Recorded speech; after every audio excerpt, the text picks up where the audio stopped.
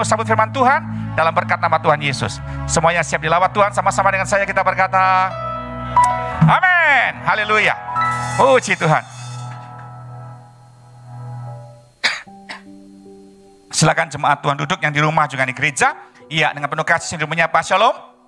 Iya, senang sekali malam hari ini kita bisa bersama-sama kembali dalam ibadah doa malam tengah minggu. Dan kita bersyukur kita hampir masuk pada minggu terakhir ya. Bulan minggu depan, minggu terakhir, ini minggu ketiga dalam bulan November ini. Bulannya penuh dengan berkat. Haleluya, saudara diberkati Tuhan malam ini. Haleluya, saudara mengalami mujizat Tuhan. Wow, saya percaya saudara-saudara, Bapak Ibu yang di rumah, di Bontang, Samarinda, di Jambi, ya, Jakarta, dan juga yang ada di Ngawi, Bapak Ibu juga yang di Bontang sini, yang di gereja, ya saudara harus tahu bahwa mujizat diberikan kalau kita menghadapi kemustahilan. Haleluya. Setiap kita pasti seringkali, ya, tidak suka kata mustahil ya, tapi kenyataannya kata mustahil itu seringkali diperhadapkan Tuhan dalam hidup kita. Orang yang ditaruh di padang gurun, itulah orang-orang yang sedang dalam keadaan kemustahilan untuk bisa lepas dari padang gurun. Mereka berharap di padang gurun, mereka bisa berjumpa dengan yang namanya mata air ya atau oasis. Mereka berharap ketika di padang gurun, mereka bisa menemukan pohon untuk mereka berteduh. Tapi yang ditemukan adalah kaktus. Kaktus itu tanaman yang tidak punya daun, saudara ya. Jadi mereka mengalami bagaimana kegersangan seperti itu. Tapi menarik sekali kekasih Tuhan bahwa di tengah-tengah kemustahilan, di tengah-tengah jalan buntu yang seringkali Bapak Ibu Saudara dan saya hadapi, saya melihat bahwa ada tangan Tuhan yang perkasa, ada tangan Tuhan yang luar biasa, yang selalu bersama dan menyertai kehidupan setiap kita. Selama mata kita tertuju kepada Tuhan. Di dalam kehidupan kita ini Bapak Ibu, perhatikan. Semua masalah, semua persoalan, bahkan kerasnya hati orang di sekitar kita, pergumulan intimidasi yang menimpa kita, sepertinya itu kita alami Bapak Ibu ya, itu lebih besar daripada daya kita. Gitu. Kita nggak pernah bisa mengatasi lawan kita dengan kekuatan kita. Loh Pak Pendeta, tapi itu ada ayat yang berkata, pencobaan-pencobaan yang kamu alami adalah pencobaan biasa yang tidak melebihi kekuatanmu. Saya percaya bahwa itu kalimat ditujukan kepada orang-orang yang hidupnya di dalam Kristus, yang menyadari bahwa ada Kristus yang maha kuat di dalam hidup kita. Sebesar-besarnya masalah, sebesar-besarnya kemustahilan yang ada di depan Bapak Ibu, gak akan pernah bisa mengalahkan besarnya Yesus dalam hidup kita. Haleluya. Itu yang Tuhan ajarkan buat kita Bapak Ibu. Supaya sudah menyadari bahwa sebesar apapun masalahmu, bilang sama masalah itu, aku punya Tuhan yang besar. Di mana? Di dalam diri saya. Haleluya. Dan itu yang Tuhan ingin saudara pahami malam hari ini. Bagaimana kita menjadi orang Kristen yang menghadapi semua padang gurun yang sifatnya mustahil itu dengan sebuah mentalitas Raja Wali. Nanti dia tayangkan judulnya. Saudara menjadi orang yang harus strong like the eagle. Saudara harus menjadi orang yang kuat seperti Raja Wali. Ya, itu Raja Wali itu buat saya adalah sosok seekor binatang atau burung yang diciptakan Tuhan bukan tanpa maksud Bapak Ibu. Ya, dia punya banyak kualifikasi, dia punya banyak kelebihan. Ya, bahkan saya ada mencatat malam hari sebetulnya ada 7 kelebihan Raja Wali yang ingin saya bagikan bagi saudara. Tapi nggak tahu tiba-tiba Tuhan tunjukkan saya beberapa hal yang sedikit agak berbeda dengan apa yang Tuhan sudah persiapkan di hati saya. Roh Kudus itu gitu loh Bapak Ibu ya, kadang-kadang unik gitu ya. Saya udah capek-capek, ya harusnya yang khotbah malam ini ada pembicara cukup jauh saudara ya, yang khotbah, tapi tiba-tiba dia minta tukar jadwal gitu. Jadi saya menggantikannya, saya belajar, saya mencari bahan. Tadi pas mau naik sini, duduk di situ lagi nyembah, Tuhan ingatkan sebuah ayat, disuruh larinya itu lain saudara ya. Nah saya mau bagikan bagi saudara ya, tapi saya berdoa supaya ya Anda bisa menikmatilah firman Tuhan malam hari ini. Supaya mental kita itu strong like the eagle. Amin saudara. Kuat seperti Raja Wali. Itu burung tuh luar biasa itu Raja Wali. Saking-saking perkasanya ya sampai dijadikan simbol ya Bapak Ibu ya. Simbol negara Amerika. Ini simbol negara Amerika nih. Raja Wali kepala putih ini. Lambang negaranya karena perkasa. RCTI juga Raja Wali ya. Bahkan Indonesia lambang negaranya burung Garuda. Bukan burung pipit, bukan burung gereja. Tapi Raja Wali, burung Garuda. Sama itu Garuda dengan Raja Wali ya. Mari kita akan lihat. What's wrong with the eagle? Ada apa dengan Raja Wali? Dan bagaimana tangan Tuhan bergerak lewat mentalitas Raja Wali dalam hidup setiap kita. Oke, mungkin buka bersama dengan saya. Kitab Yesaya, pasal yang ke-40, sebuah ayat yang sangat terkenal. Bagaimana Tuhan ingin membangun saudara mental Raja Wali di tengah-tengah sulitnya kehidupan ini, di tengah-tengah kerasnya ya pergaulan kita. Yesaya pasal yang ke-40 kita akan baca mulai ayat yang ke-28 sampai ayat yang ke-31. Sebuah ayat yang amat sangat sering saudara baca. Firman Tuhan berkata begini, tidakkah kau tahu dan tidakkah kau dengar? Tuhan ialah Allah yang kekal, yang menciptakan bumi dari ujung ke ujung. Wow, luar biasa ya. Ia tidak menjadi lelah dan tidak menjadi lesu. Perhatikan kalimat ini. Ia tidak menjadi lelah dan tidak menjadi lesu. Tidak terduga pengertiannya, artinya tak terukur pengertiannya. Kita punya pikiran ini, tiba-tiba Tuhan bisa ngasih pengertian yang spektakuler ya di balik masalah kita. Dia memberi kekuatan kepada yang lelah dan menambah semangat kepada yang tiada berdaya. Yo, lelahkah saudara? Ada bilang, aku lelah Pak, aku capek Pak, aku capek Mbak, aku capek Non. Capek apa, lelah apa? Menggapai cintamu, ada yang gitu ya. Aku lelah, aku capek, kenapa? Mengais nafkah ya. Tuhan bilang sama saudara, engkau diberikan semangat kalau kau datang kepada Tuhan. Orang-orang muda menjadi lelah dan lesu, dan teruna-teruna jatuh tersandung. Saudara, kalau sebuah generasi itu orang muda dan teruna-terunanya, serta kita bisa berkata orang-orang yang disebut dengan orang-orang muda menjadi lesu dan lelah, itu sebuah generasi yang rapuh, yang siap untuk dijadikan budak, saudara. Dan tahukah saudara, ketika seorang menjadi budak dan dia didapati lemah dan lelah, itu dibuang atau ya disingkirkan. Itu sebabnya malam hari ini saudara harus mengerti baik-baik. Gimana caranya saya sebagai orang muda? Pak, saya udah umur 60 Pak. Anda masih punya jiwa orang muda gitu ya. Yang dibilang di sini adalah semangatnya. Yang dibilang di sini adalah gairahnya. Umur boleh tua tapi gairahnya orang muda. Haleluya. Ini rambut mulai putih juga nih saya ini saudara ya. Tapi gairahnya harus kayak orang muda. Nah, kalau gairah itu atau semangat itu menjadi lesu, saudara nggak bisa bikin apa-apa. The special destiny of God, ya, rencana Allah yang spesial yang Tuhan taruh dalam diri Bapak Ibu, itu nggak akan pernah tercapai kalau kita jadi orang sudah kehilangan tenaga atau gairah.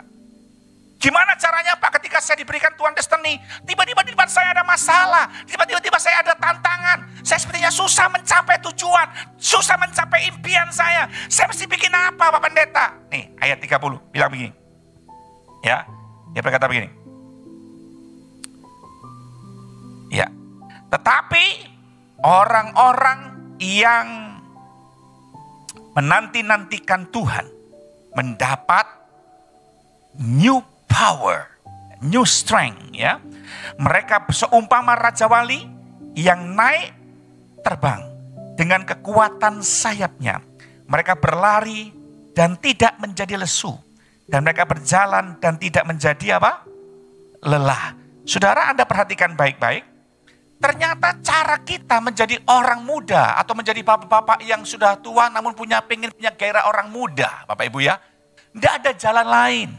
Tuhan berkata di tengah-tengah padang gurun yang sepertinya mustahil kita bisa lolos. Mungkin hari ini engkau sudah mengalami ya seseorang yang bagaikan padang gurun yang sepertinya engkau gak bisa lepas dari dia. Ya, di mana dia sangat mengintimidasi saudara.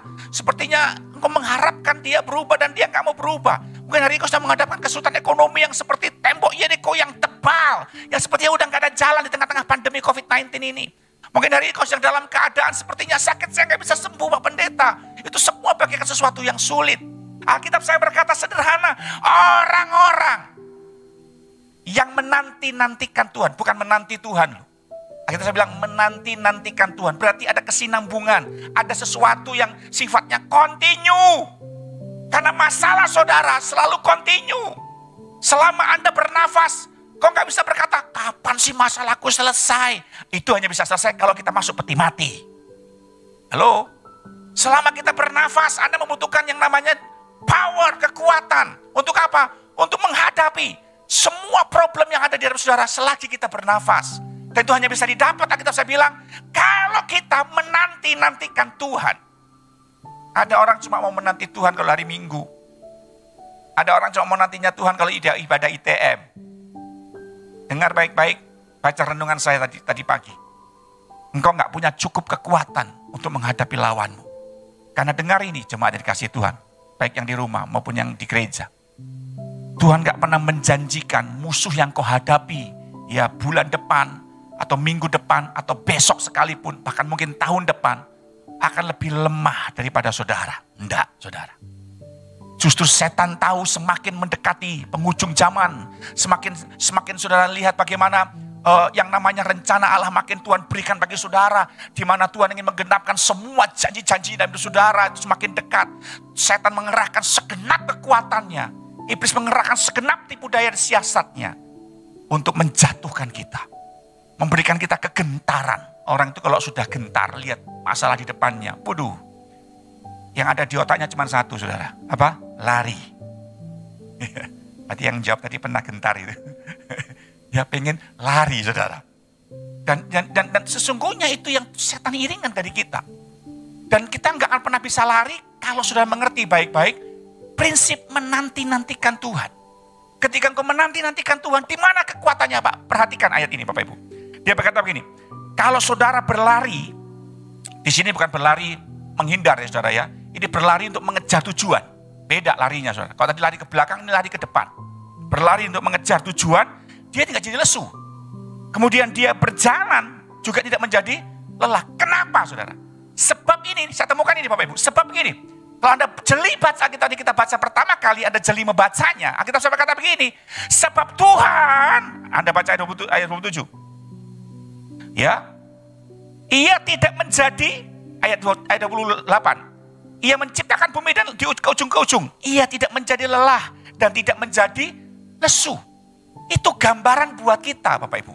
Because God has lived in you. Karena Allah telah tinggal di dalam kita. Allah yang mana? Ya Allah yang menjadikan bumi dari ujung ke ujung tadi itu loh. Ya Allah yang tadi gak pernah lelah dan yang gak pernah lesu tadi itu loh.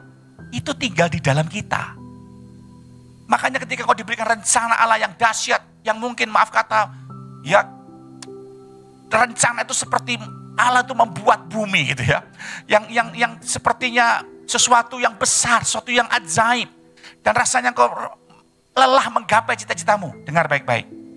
Allah yang ajaib itu ada di dalam diri saudara. Dia tidak pernah, dengar baik-baik, terhalangi oleh keadaan kita yang sulit, termasuk dosa kita sekalipun. Dia mau Bapak Ibu beriman bahwa engkau bisa menyelesaikan yang namanya pertandingan iman kita. Gak percaya? Saya buktiin ya. Tuhan itu, saya makin tahu kebenaran ini, saya gak peduli dengan salah saya. Saya gak peduli dengan dosa yang pernah saya perbuat. Kenapa saudara? Karena saya punya Tuhan yang penuh kasih, yang diam di dalam diri saya. Itu luar biasa, karena Tuhan mengajar pada kita begini. Engkau diajari Tuhan supaya engkau mengasihi, bukan menghakimi Bapak Ibu. Kalau saudara menyadari bahwa hidup kita ini seringkali terkendala. Loh, yang membuat kita nggak bisa mencapai tujuan Allah dalam hidup kita itu karena dosa saudara. Karena dosa membuat engkau nggak bisa worthy itu, layak masuk hadirat Tuhan. Kenapa? Dosa. Karena dosa engkau nggak bisa merasa bahwa aku nyaman di hadirat Tuhan karena dosa. Dan dosa itu kalau kita pelihara, tabiat buruk kita pelihara, sifat buruk kita pelihara, itu membuat Allah nggak bisa menyelesaikan rencana Allah dalam hidup kita. Karena apa? Kita merasa nggak layak. Tapi sebaliknya, saya bisa berdosa, saya bisa bersalah, saya bisa yang namanya jatuh dalam sebuah kehilafan seperti itu ya. Seperti yang kita akan belajar nanti. Tapi lihat Tuhan memandang kita, bagaimana ada sebuah keinginan untuk bangkit dan melangkah meninggalkan kesalahan dan dosa kita. Itu power yang dahsyat. Sekalipun mungkin pada waktu kau sedang mengalami kesalahan itu, kau sedang merasa sesuatu yang mungkin sepertinya gak layak. Tapi Tuhan melihat kerinduan kita untuk berubah. Dan dia memberikan kesempatan. Gak percaya? Saya buktiin ya. Coba buka bersama dengan saya. Saya membara banget nih. Coba buka Lukas pasal yang ke-22. Lukas pasal 22. Kalau ada orang yang memandang orang berdosa dan kau hakimi, sorry ya saya bilang. Anda lebih rohani daripada Tuhan Yesus. Ya, Yesus aja nggak begitu kok. Lihat baik-baik ayat yang ke-31. Lukas 22 ayat 31. Bagaimana kita kuat seperti Raja Wali. Dia berkata begini. Simon, Simon, lihat iblis telah menuntut engkau untuk menampi kamu seperti gandum.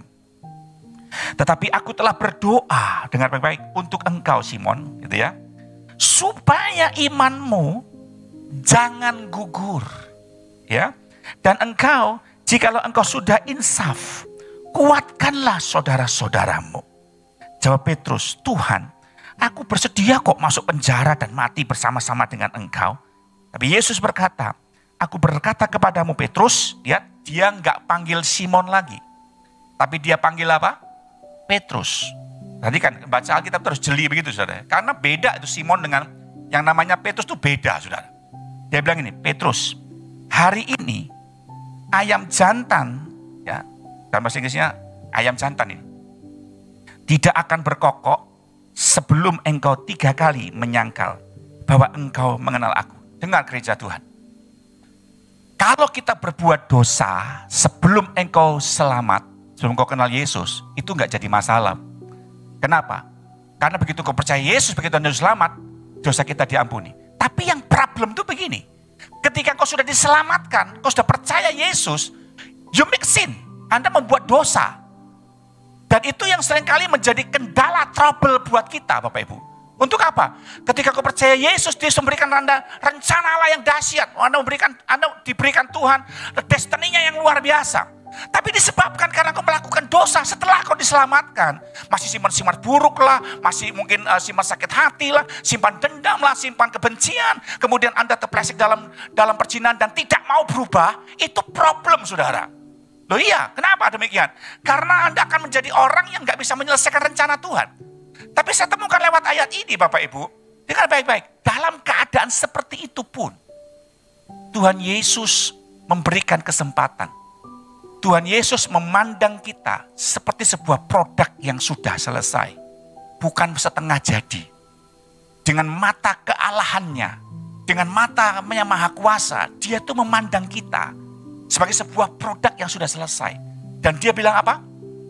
Aku berdoa supaya imanmu tidak gugur. You know, Anda tahu maksud ayat ini apa? Waktu kita bikin dosa, waktu kita menyakiti hati Tuhan saudara, seringkali kita frustasi, seringkali kita stres, seringkali kita merasa tidak layak. Itu iman yang gugur. Contohnya siapa? Yudas Iskariot. Dia jual Yesus, imannya gugur saudara. Sehingga dia bunuh diri. Wih, itu dengar baik-baik ya. Orang tuh kalau sudah bunuh diri. Saya dulu waktu masih belum kenal kebenaran tentang firman Tuhan saudara. Suka ngolok orang yang suka bunuh diri. Ya. Apa itu goblok mau bunuh diri segala macam kayak gitu dulu. Dulu saya tuh begitu. Tapi ketika Bapak Ibu coba ada di posisi orang yang bunuh diri itu. Ya kecuali karena dia sakit ingatan ya. Orang yang bunuh diri seperti Yudas Iskariot itu di Alkitab Bapak Ibu. Itu ada pada titik depresi yang teramat sangat dalam. Di mana imannya, Alkitab saya bilang gugur. Anda tahu gugur? Rontok. Gugur itu seperti daun yang lepas daripada carangnya. Sehingga dia tinggal tunggu harinya mati saudara. Gugur itu begitu. Iman yang gugur adalah ketika Anda mulai terpisah dari kehidupan Yesus. Itu mengerikan banget Bapak Ibu. Kenapa demikian? Karena kekuatanmu gak ada. Karena kekuatan yang bersumber dari pokok itu, bagi Raja Wali yang melindungi anaknya, terlepas. Seperti Raja Wali, anak Raja Wali yang keluar dari induknya. Nanti akan tunjukkan ayatnya Bapak Ibu. Jika dia gak punya kekuatan, dan orang yang sudah mulai seperti itu akan mudah sekali melihat pisau tajam, sesuatu yang tidak menyakitkan, saudara. Ya, main ayunan akan menjadi sesuatu yang sangat menyenangkan, dipakai di leher, saudara. Main ayunan pakai leher. Itu bukan sesuatu yang menakutkan. Kenapa? Dia udah kehilangan imannya. Dia telah kehilangan kekuatannya, powernya dalam hidupnya. Dan Yesus berdoa begini, aku tahu kau akan menyangkal aku. Aku tahu setelah kau percaya kepada aku, kau bikin dosa. Tapi aku berdoa supaya imanmu jangan gugur. Kata iman ini punya pengertian bagaimana Petrus diajar dalam kesalahannya untuk menantikan hasil daripada keubahan hidupnya. Toh Petrus menangis dan dia menyesal ketika ayam jantan berkokok. Ya, dia menangis dan menyesal. Sampai sekarang gerejanya ada namanya gereja ayam berkokok di Yerusalem. Saya beberapa kali ke sana. Dan ada monumennya ayam jantan di situ. Tempat di mana Petrus pernah menyangkal Yesus Ketika tanya, kamu kan satu rombongan sama orang itu kan? Oh bukan, aku gak kenal dia. Bahkan Petrus berkata gini, saya sumpah gak kenal orang itu. Orang yang paling tersakiti dalam hidupnya adalah ketika dia disangkali, saudara. Kalau Anda disangkal, ya kalau ada anak, ya, kemudian anak Tuhan yang mulai menyangkal Allahnya, Anda sedang merasa bahwa engkau telah membuang yang namanya hak atau kuasa itu. Ingat Yohanes 1 ayat 12. Barang siapa percaya kepadanya, ia diberikan kuasa sebagai anak Allah. Anda tahu kata kuasa itu apa artinya? Dalam terjemahan bahasa Indonesia masa kini, kata kuasa itu diterjemahkan dengan kata hak. Yohanes pasal 1 itu konteksnya adalah kita yang bukan orang Yahudi, diselamatkan karena iman, kita diadopsi menjadi bangsa pilihan Tuhan, menjadi anak-anak kerajaan, Bapak Ibu. Kita diadopsi. Pada waktu engkau diadopsi, kita saya bilang ini, engkau diberi hak sebagai kuasa, sebagai anak Allah. Begitu ada seorang anak Allah menyangkal bapaknya atau menyangkal Tuhannya, dia sedang menolak hak itu, saudara. Jadi kalau Bapak Ibu hari ini sedang diadopsi oleh Allah, gunakan baik-baik hak itu. Percaya diri, saya ini anak Allah, saya punya kuasa anak Allah, setan dalam nama Yesus pergi. Itu, saudara. Itu punya kuasa, punya hak. Aku punya hak untuk diberkati, sama seperti Allah memberkati orang Israel. Demikian juga Tuhan berkatin saya. Allahnya, bapaknya sama, Abraham juga bapak saya. Lewat siapa? Lewat Yesus. Yesus juga diadopsi oleh Yusuf. Loh, Yesus kan bukan anaknya Yusuf. Dia tahu itu lahir bukan dari benihnya. Tapi ketika disebut sebagai anak Yusuf, dia punya hak sebagai keturunan Yusuf. Apa itu? Keturunan Daud, tahta Daud, diwariskan kepada Yesus. Padahal secara darah daging tidak ada, saudara. Pahami baik-baik prinsip ini. Bahwa Anda bukan orang sembarangan di mata Allah, Bapak Ibu. Anda adalah orang-orang yang punya warisan kerajaan Allah yang karena iman kepada Yesus. Anda diberkati, Anda dipulihkan, Anda mendapatkan kekuatan yang baru. Dan kekuatan status kita sadar bahwa kita ini anak Allah ini yang jadi kekuatan kita. Untuk apa? Untuk kita melangkah. Petrus dibilangin oleh Yesus, kamu gak akan gugur imanmu. Aku berdoa supaya imanmu tidak gugur. Kalau kamu sudah insaf, kuatkan hati saudara-saudaramu. Dan itu dibuat oleh Petrus kan. Itu makanya ketika dia insaf, dia sadar. Gak terucap di bibir bahwa Yesus, guru aku minta ampun, guru ya udah nyangka. Enggak terucap. Tapi itu terucap keras di hatinya. Ketika dilihat Yesus telah memberikan mujizat menangkap banyak ikan waktu di tepi danau Galilea. Ketika Petrus lihat ikannya banyak, Yohanes berkata, itu guru. Petrus langsung nyebur ke air dan mendekati Yesus. Ingat ketika Yesus memanggil Simon dengan sebutan Simon, Simon. Yesus yang bicara manusia lamamu sedang dipisahkan, sedang ditampi oleh setan. Jangan dituntut ya untuk kembali ke manusia lamamu ketika kau belum mengenal aku. Tapi hari ini aku menyebut engkau Petrus. Yang artinya aku berikan kau kesempatan seperti batu karang, iman yang teguh. Kita mungkin punya masa lalu ya Pak Bu ya. Yang mungkin seringkali karena masa lalu membuat kita gak berani melangkah. Tapi malam ini kau disebut Yesus seperti Yesus sebut Petrus. Kehidupan manusia baru mau diberikan satu kehidupan yang penuh dengan kemenangan. Ketika kau nyebur ke air untuk berlari mendahului yang lain dan mau mendekati Yesus, itu bicara tentang sebuah kekuatan baru untuk menghampiri tahta kasih karunia Tuhan. Nantikanlah dia dengan hati nurani yang bersih. Mungkin hati nurani saya bisa mengingatkan salah saya. Tapi iman saya mengingatkan akan besarnya kasih Tuhan pada hidup saya. Hati nurani saya bisa mengintimidasi saya dengan dosa dan ketabiat saya yang buruk ini masa lalu. Tapi jangan lupa, iman saya berkata, aku punya Tuhan yang penuh kasih, yang gak pernah lelah, yang gak pernah lesu untuk menerima saya, mengerjakan rencananya dalam hidup saya. Dia adalah Yesus Tuhan yang hidup di dalam diri saya, haleluya. Itu yang Tuhan cari Bapak Ibu. Hari ini bagaimana keadaan saudara? Dia benar-benar ingin membuat Anda punya mentalitas Raja Wali asal engkau mengerti status kita, ID kita. Coba buka bersama dengan saya, Ulangan. Ulangan pasal yang ke-32. Ayat yang ke-11. Inilah keadaan kita Bapak Ibu. Kita akan baca ayat ke-10 dulu mulai supaya Anda mengerti. Ulangan pasal 32 ayat yang ke-10. Ulangan 32, 10 dan 11. Diberikan firman Tuhan. Didapatinya dia di suatu negeri. Di mana? Di padang gurun. Di tengah-tengah ketandusan. Dan auman padang gurun. Wih, kata auman itu bicara tentang kegentaran saudara ya. Dikelilinginya dia dan diawasinya. Dijaganya sebagai biji matanya. Lihat baik-baik Bapak Ibu.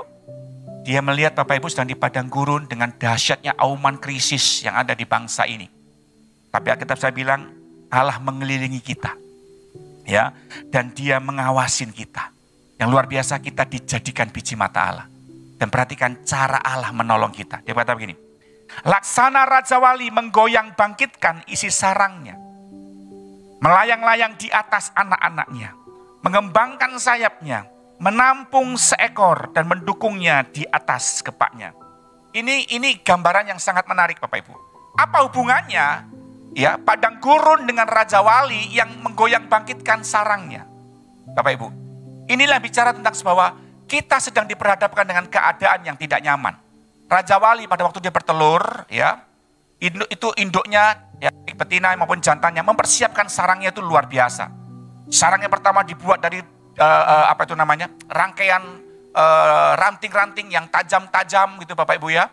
Kemudian dia lapis lagi dengan rumput, kemudian dia lapis lagi dengan bulu-bulunya yang halus, barulah telurnya di atas. Dan menarik sekali ketika telurnya menetas Bapak Ibu, maka lahirlah bayi-bayi atau anak-anak Raja Wali. Dan yang saya temukan di sana, saya lihat ensiklopedia adalah anak-anak itu merasa nyaman dan comfort. Ada apa? Dikelilingi papa mamanya, diberikannya keamanan, diberikannya namanya ketentraman, diberikan yang namanya makan, dipelihara saudara. Enggak ada satupun yang berani mengganggu anak-anaknya. Kenapa? Dengan cakar dan paruh yang tajam, sang induk akan melindungi anak-anaknya. Ini dahsyat banget. Dan yang luar biasa lagi, sarang itu dibuat di tempat yang tidak semua binatang bisa menjangkau. Itu tempat yang sangat tinggi, saudara. Tapi jangan salah.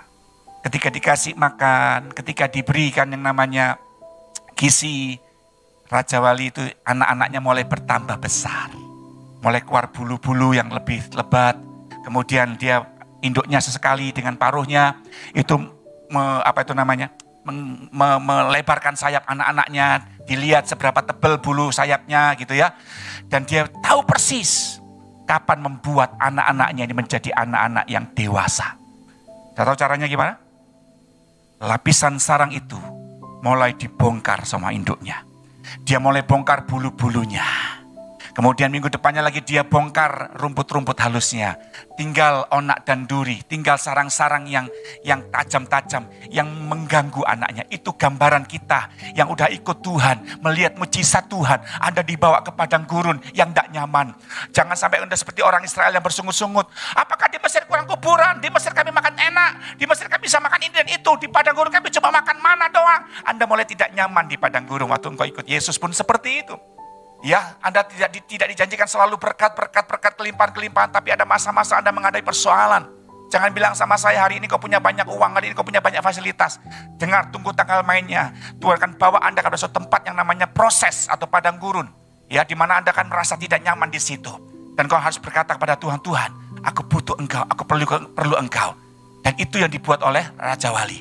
Ketika dia melihat anak-anaknya mulai tidak nyaman, komplain, ya, mulai rasa tidak nyaman di sarang itu, Alkitab berkata, Raja Wali itu mulai membongkar sarangnya. Ditendangnya sarangnya sehingga anaknya pada jatuhan semua. Kalau Anda jadi anak Raja Wali, Anda bilang apa? Papa dan mama ini jahatnya minta ampun. Tega sama saya, tolong. Gitu pasti kan? Ada pasti berkata, waduh orang tua kayak gitu, waduh orang kayak gitu. Kita dengan Tuhan kan gitu. Tuhan, saya kurang apa ikut Engkau, aku kurang apa menolong Engkau, menabur untuk Engkau, saya kurang apa Tuhan. Tapi lihat apa Engkau berbuat dengan saya masuk padang gurun nih, saya gak nyaman ini. Tapi tanpa sadar, Engkau mulai survive. Survive itu apa? Mengepak-ngepakkan sayap. Itu yang Tuhan minta dalam hidup kita. Saatnya Anda menjadi Raja Wali yang mantap. Saatnya Anda menjadi Raja Wali yang bisa terbang. Saatnya Engkau menjadi Raja Wali yang bisa cari makan sendiri. Saatnya Engkau menjadi Raja Wali yang bisa menjadi berkat. Udah anaknya jatuh, wah percayalah. Tuhan kita gak pernah tega lihat Anda kesengsara. Akhirnya saya berkata begini, dia menukik, dia menaruh anaknya di atas punggung lehernya, atas kepalanya sini. Terbawa terbang lagi, dilepaskan lagi, dia kepak-kepak lagi saudara. Dan mungkin hatinya, Papa dia ngapain juga ajak aku bermain seperti itu ya. Tega banget, ya itu deg-degan loh lihat turam kayak gitu saudara. Tapi itu yang dibuat Raja Wali lagi. Dia terus bawa lagi, dilatih terbang. Sampai akhirnya dia menjadi the real eagle. Kau punya kekuatan yang luar biasa. Itu kan Tuhan dalam hidup kita. Ketika engkau menanti Tuhan, hari ini sepertinya kau sedang dalam keadaan hopeless. Tapi ketika kau menanti Tuhan, kau sedang berkata, Tuhan, aku sedang mengepakkan sayapku setiap hari. Setiap saat aku menanti Engkau. Cintai hadirat Tuhan. Kalau kau bergaul dengan Raja Wali, kau akan punya mental Raja Wali. Tapi dengar baik, sekalipun Anda Raja Wali, tapi kalau kau bergaul dengan ayam, kau akan punya mental ayam. Oh iya. Ketika kau Raja Wali, bergaulah dengan Raja Wali. Supaya engkau mengerti bagaimana hidup yang berkemenangan di hadapan Tuhan. Saya nggak tahu seberapa besar persoalanmu saat ini. Tapi cobalah lihat. Cobalah lihat, ada sepasang tangan yang tak terlihat, yang berlubang paku, yang sedang melatih engkau. Ayo kepakkan sayap. Bagaimana caranya? Nantikan Tuhan di hadirat Tuhan. Biarkan Tuhan yang menolong engkau. Dia punya hati manusia kok. Alkitab berkata, hati raja-raja seperti batang air di tangan Tuhan, Bapak Ibu. Itu hati raja. Dan saya berkali-kali ngalami bagaimana ketika kau bawa dalam doa, yang kau menantikan tangan Tuhan bergerak dan bekerja. Dia bekerja buat kita, asal nantikan Tuhan. Jangan andalkan kekuatan saudara. Seberapa besar sih kekuatan kita? Tapi kalau kau menanti Tuhan setiap saat, bangun komunikasi dengan Tuhan, bangun keintiman dengan Tuhan. Dan dia melihat, anakku ini berubah. Orang yang suka hadirat Tuhan, orang yang suka menanti-nantikan Tuhan, dia akan menerima upah daripada Tuhan itu sendiri. Di mana hidupnya berubah seperti yang Tuhan mau. Itu yang Tuhan cari. Karena banyak orang sekarang ini berdoa, tapi tidak ketemu Tuhan. Sehingga dia nggak berubah. Saya selalu melihat di Alkitab saja, patron saya. Semua orang yang berjumpa dengan Tuhan, hidupnya berubah. Dan itu kekuatannya. Hadapi semua persoalan yang ada dengan karakter Kristus. Kau akan melihat mujizat dinyatakan. Masalah padang gurunmu yang ganas seperti apapun, Tuhan bisa membuatnya menjadi taman Tuhan yang indah. Yang menyatakan kuasanya diberikan Tuhan dalam hidup kita. Amin saudara. Puji Tuhan. Mari kita bangkit berdiri bersama-sama. Haleluya Yesus. Saya undang pemain musik maju ke depan. Saudara lihat baik-baik Yesaya pasal yang ke 42 ayat 30 tadi. Ada sebuah lagu yang cukup lama. Tapi saya ingin ngajak Bapak Ibu untuk menyanyikan itu. Yesaya pasal yang ke 40 tadi ayat 31. Mari nyanyikan baik-baik pujian ini. Berikanlah hidupmu kepada Tuhan. Saya tahu mungkin persoalanmu berat. Mungkin saya tahu hari ini kau sedang dalam keadaan kegundahan. Kau dalam keadaan yang tidak mengerti bagaimana mengatasi masalahmu. Tapi sekali lagi, dengar baik-baik. Hati raja-raja itu di tangan Tuhan. Seperti batang air sungai Negeb di tangan Tuhan. Saya pegang ayat itu kuat-kuat Bapak Ibu. Siapa hari ini yang sepertinya mempersulit saudara? Atasanmu kah? Mungkin orang di sekitar Anda kah? Siapapun itu. Alkitab saya bilang, dialah Allah yang empunya hati manusia. Nantikanlah Tuhan.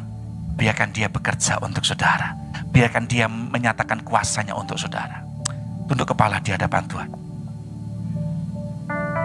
Yang menantikan Tuhan membarui kuatnya, terbang tinggi seperti Raja Wali,